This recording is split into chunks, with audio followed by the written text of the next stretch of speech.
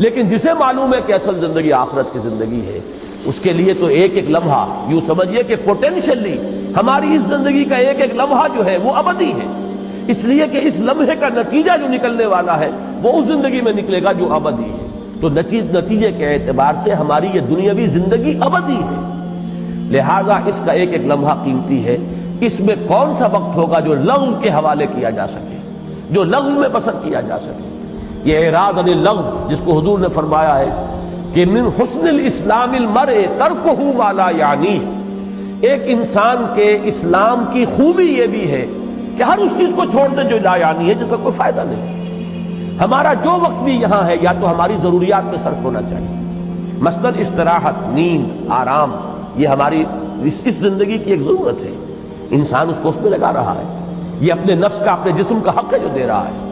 پھر اپنے جسم کے تقاضے ہیں، پیٹ کھانے کو مانگتا ہے، اولاد کی پرورش ہے، معاش کی جد و جہد میں جو وقت لگ رہا ہے وہ بھی یقیناً ایک ضرورت کا وقت ہے، اس کے اندر صرف ہو رہا ہے۔ اس کے علاوہ جو وقت بچتا ہے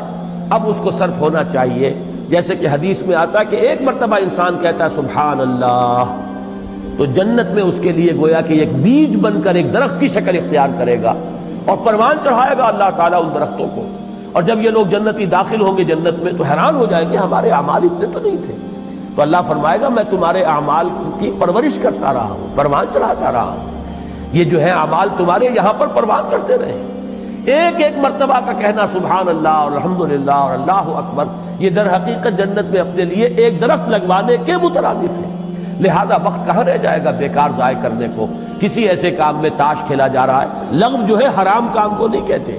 جن لوگوں کی یہ اوصاف بیان ہو رہے ہیں وہ کسی حرام کام میں، کسی معصیت میں ان کا جو ہے ملوث ہونا، اس کو تو گویا کہ ایک خارج از بحث شے ہے۔ اصل شے کیا؟ لغو شے، حرام تو نہیں ہے لیکن یہ کہ بیکار ہے، نہ اس سے دنیا کی کوئی ضرورت پوری ہو رہی ہے نہ آخرت کا کوئی نفع حاصل ہو رہا ہے۔ کام وقت جو ہے اس کو صرف ہونا چاہیے یا دنیا کی کسی ضرورت کے پورے ہونے میں، اور یا پھر آخرت کے لیے کوئی انسان اپنے اجر و ثواب کے لیے کوئی کام کر رہا ہو۔ در حقیقت ان دونوں کو اب آپس میں جوڑ لیجئے ایروز کے ساتھ کہ یہ جو ہے والذین یصدقون بیوم الدین والذین هم من عذاب ربهم مشفقون ان عذاب ربهم غیر معمول، اس کا جو نتیجہ انسان کے کردار میں نکلے گا اس کا ایک پہلو جو ہے والذین هم عن اللغو معرضون میں بیان کر دیا گیا، اگرچہ یہ ایک دوسرے کے مقابل نہیں آئی ہے لیکن یہ خلا جو ہے اس طور سے پر ہو رہا ہے۔